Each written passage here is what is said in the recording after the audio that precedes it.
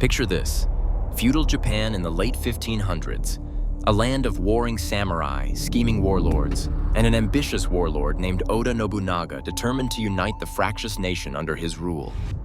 Into these whirlwind strides a man unlike any Japan had ever seen. Yasuke, a towering African warrior whose very presence sent shockwaves through the capital. Crowds swarmed rooftops and crammed into the streets of Kyoto just to catch a glimpse of this black foreigner, causing such chaos that some people were literally crushed to death by the mass. It sounds like a legend out of an anime or video game, and indeed, Yasuke's story has inspired both. But his tale is astonishingly real. Before he became a Netflix anime hero or a video game protagonist, Yasuke was flesh and blood, the black samurai who befriended a warlord and made history in an age when the very idea of a non-Japanese samurai was unheard of. Yasuke's early life is shrouded in mystery. No one knows his original name or exact homeland. Historians have speculated Mozambique, Ethiopia, South Sudan, or elsewhere in East Africa. What we do know is that by 1579, this African warrior arrived in Japan in the company of an Italian Jesuit missionary, Alessandro Valignano.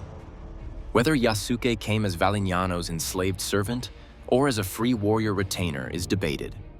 Some sources label him a slave, but others, including Yasuke's biographer, argue he likely had a military background and was more bodyguard than servant. After all, rising to samurai rank in a year would be nearly impossible without prior combat skills.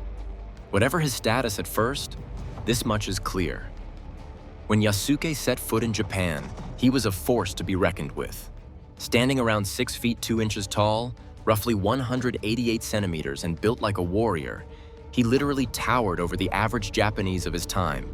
Most stood barely 5 feet 2 inches. His skin was described as black like charcoal, and he radiated a strength surpassing that of 10 men. In war-torn Japan, a land of fierce fighters, Yasuke was something out of a storybook or a future video game come to life. In 1581, Yasuke's destiny collided with that of Oda Nobunaga, the most powerful daimyo of the Sengoku era. Nobunaga was a visionary and a rebel among samurai lords. He embraced foreign technology like guns, welcomed Jesuit missionaries, and had a weakness for the exotic. But even Nobunaga was stunned when Yasuke was presented at his court. Legend says that upon their first meeting, Nobunaga couldn't believe Yasuke's skin was naturally dark. The warlord supposedly ordered his attendants to scrub Yasuke's skin to see if the color was ink or paint. Imagine the scene: Nobunaga leaning forward in disbelief, watching as servants furiously rubbed the tall stranger's arm, and realizing the black won't come off. The result of this bizarre test? Nobunaga broke into a grin and welcomed Yasuke with open arms, reportedly throwing a celebration in his honor. The foreign warrior had impressed the great unifier of Japan and was about to become much more than a curiosity. What drew Nobunaga to Yasuke so strongly? Beyond the man's formidable physique and combat prowess, Yasuke also spoke enough Japanese to converse and entertain Nobunaga with tales of far-off lands. In an age when most samurai never left Japan, here was someone who had traversed oceans and seen worlds unknown to the Japanese. Yasuke was also quick on the uptake. In no time, he was reportedly speaking fluent Japanese and adapting to samurai culture. Nobunaga, a man known for rewarding talent and loyalty over birth status, saw potential in this outsider. He soon requested Valignano to let Yasuke enter his service, effectively taking the African under his own wing. Within months, Yasuke went from foreign newcomer to one of Nobunaga's trusted retainers, a feat so extraordinary it bordered on the mythical. Nobunaga's favor transformed Yasuke's life. He was given a residence, servants, and a stipend, luxuries that signified official samurai status in Nobunaga's household. Nobunaga even personally presented Yasuke with a katana, a samurai sword, as a symbol of his new position. To put this in perspective, samurai were the elite warrior class, and foreigners were almost never admitted into their ranks. Yet here was Yasuke, a man from halfway around the world, now listed in the records as Nobunaga's vassal and weapon bearer. One Japanese chronicler in 1581 marveled that Nobunaga had made the young black man a high-ranking attendant and allowed him to dine at the warlord's table, an honor few samurai enjoyed. By 1582, Yasuke had become a samurai in deeds as well as name, proving himself on the battlefield and off. Yasuke's meteoric rise naturally gave birth to legends. Whispers in court hinted that Nobunaga might even grant Yasuke a fiefdom of his own, making him a Tono lord, something unprecedented for a non-Japanese. While that never came to pass, it shows how exceptional Yasuke's standing was. Still, some skeptics, both then and now, questioned whether Yasuke truly qualified as a samurai. It's true that the word samurai in that era was somewhat fluid, basically meaning one who serves rather than an official rank. Yasuke wasn't born into a samurai clan, and he hadn't trained since childhood like most warriors, but Nobunaga treated him as a samurai, and Japanese historians generally regard Yasuke as the first foreign-born warrior to achieve that status. As one historian notes, if Yasuke wasn't a real samurai, then a lot of people we call samurai wouldn't qualify either. The fact is, Yasuke lived, fought, and commanded respect as a samurai, smashing any notion that only those of Japanese blood could hold that honor. For about 2 years, Yasuke served Nobunaga faithfully. A rare brotherhood formed between the African swordsman and the Japanese warlord, but history had a twist in store. In June 1582, one of Nobunaga's own generals, Akechi Mitsuhide, launched a sudden betrayal that would become legendary as the Honnoji incident. Nobunaga, with just a small entourage, Yasuke among them, was resting at the Honnoji temple in Kyoto when Mitsuhide's forces, some 13,000 strong, surrounded them in a fiery ambush. Realizing all was lost, Nobunaga resolved to die on his own terms. As flames licked the night sky and enemy soldiers closed in, Nobunaga committed seppuku, the ritual suicide by sword, to preserve his honor. Here, fact and legend blur. Some accounts claim that Nobunaga asked Yasuke to behead him once he had cut his own belly, to ensure the warlord's corpse could not be desecrated. It was a mark of ultimate trust, entrusting your head to a foreign samurai. Tradition holds that Yasuke carried Nobunaga's severed head and sword out of the burning temple, determined to keep them from enemy hands. If true, this act meant Yasuke was the last loyal samurai at Nobunaga's side, securing his lord's dignity even in death. With Nobunaga gone, Yasuke raced to join Oda Nobutada, Nobunaga's son, at nearby Nijo Palace, fighting desperately in a second battle at dawn against Akechi's treacherous army. But the odds were impossible. Nobutada's forces were overwhelmed, and he too committed suicide rather than be captured. Yasuke was one of the last men standing. Smoke, blood, and betrayal filled the air as Mitsuhide's samurai closed in on the lone black warrior. Exhausted and likely wounded, Yasuke finally laid down his sword and surrendered to Mitsuhide's men. The general Mitsuhide, upon seeing Yasuke, reportedly commented that this foreigner was not Japanese, and thus not worth killing in the manner of a samurai. Rather than forcing Yasuke to commit suicide as defeated samurai normally would, Mitsuhide spared him and ordered Yasuke returned to the Jesuit mission in Kyoto. The first black samurai service in Japan effectively ended that day. The Jesuits welcomed Yasuke back with relief and thanked God for his survival, according to their letters. After June 1582, the historical records fall silent. Yasuke vanishes from official chronicles as abruptly as he arrived. Whether he lived out his days in Japan quietly, returned to another land, or met some other fate, no one knows. The African samurai who had become a sensation and a loyal retainer was now the stuff of legend. Given the gaps and wonders of Yasuke's story, it's no surprise that myths sprang up around him, both in Japan and abroad. Some myths have a kernel of truth. For instance, people say Yasuke was a slave who miraculously became a samurai. It's true Yasuke arrived with slavers or missionaries, but calling him just a slave oversimplifies his role. Evidence suggests he was likely a trained fighter and acted more like a mercenary or guard.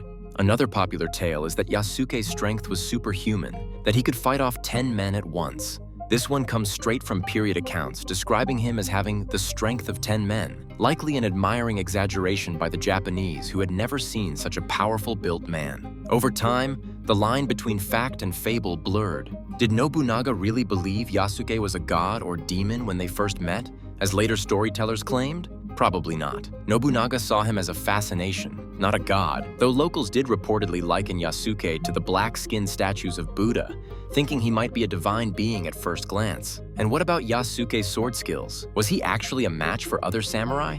While we have no detailed duel accounts, He clearly fought in battle and even wrestled Japanese sumo champions for Nobunaga's entertainment. Yasuke's legend lives on precisely because so little is definitively recorded. He's a historical silhouette onto which imagination eagerly projects. Japanese documents refer to Nobunaga giving Yasuke a stipend and house, solid evidence he was officially in samurai service. Later skeptics in modern times who argue he wasn't a true samurai often have ulterior motives. In fact, some pushback against Yasuke's story veers into racism, an unwillingness to accept that a black man could hold such an esteemed place in Japanese history. Yet historical consensus in Japan doesn't shy away from calling Yasuke a samurai.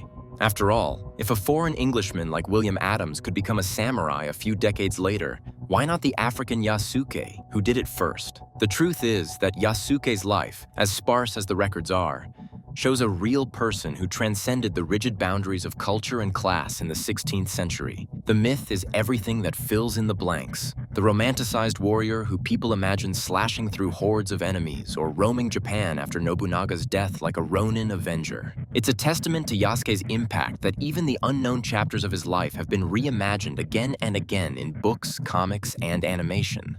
Fast forward to the 21st century, and Yasuke exploded onto the international stage. In 2017, the hit PlayStation game Neo featured Yasuke, nicknamed Obsidian Samurai, as a bonus character, letting players fight as this legendary warrior. He also appears in Nobunaga's ambition strategy games and even inspired a badass sword-wielding fighter named Nagoriyuki in the popular fighting game Guilty Gear Strive. Perhaps the biggest leap into pop culture came with Netflix's anime series Yasuke, 2021. This series takes the real figure of Yasuke and throws him into a wild alt-history Japan filled with giant mechs, magic, and monsters. The success of the show proved that Yasuke's story resonates far beyond history buffs. After all, what's cooler than a samurai warrior from Africa actually fighting in feudal Japan? It's the kind of story that blurs lines between an Assassin's Creed plot and actual history, pure catnip for gamers and anime fans alike. Speaking of Assassin's Creed, Yasuke has even been enshrined in that blockbuster franchise. In the 2024 video game Assassin's Creed Shadows, Yasuke co-stars as one of two playable protagonists, allowing players to step into the shoes of the Black Samurai and stealth assassinate their way through 16th century Japan. The game generated massive buzz and introduced Yasuke to the mainstream gaming world. Not without a bit of controversy, though. Some self-appointed history guardians in online forums complained that centering a black samurai in Japan was historically inaccurate, or too woke, conveniently ignoring that Yasuke did exist while the same game freely invents a fictional female ninja co-protagonist. Ubisoft's creative gamble paid off in terms of interest.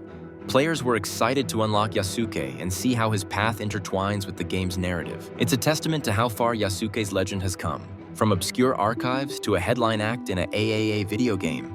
In short, Yasuke has become a symbol, a bridge between cultures, a real historical figure who has morphed into a pop culture legend. From children's books to video games, anime to potential blockbuster films, the Black Samurai's story has proven irresistibly captivating. So was Yasuke the Black Samurai a product of truth or legend? The answer? Both. The truth is that Yasuke really lived in the 16th century Japan, stood at Oda Nobunaga's side, and witnessed one of the most dramatic upheavals in samurai history. He earned the respect and admiration of one of Japan's greatest leaders, purely by the content of his character and the strength he displayed, rather than the color of his skin, a narrative so ahead of its time that it feels almost legendary. The legend, on the other hand, is everything that has been built around those facts. The embellished tales of his might, the speculative adventures after 1582, and the fantastic reimaginings in comics, anime, and games. Yet even these legends serve a purpose. They keep Yasuke's memory alive and evolving for each generation.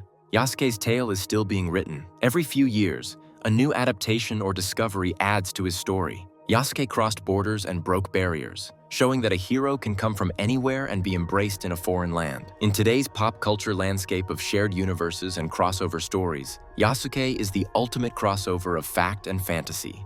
A real-world avenger of sorts who stepped into a culture not his own and left an indelible mark. It's a story that inspires and electrifies, the kind you can't believe you hadn't heard sooner. If this incredible saga of the Black Samurai gave you goosebumps, now's the time to become part of his living legacy. Remember to hit that like button to let more people discover Yasuke's story. Share this video with friends who love history and anime, and subscribe for more epic tales where history meets legend. The story of Yasuke proves one thing: sometimes the truth really is stranger and cooler than fiction.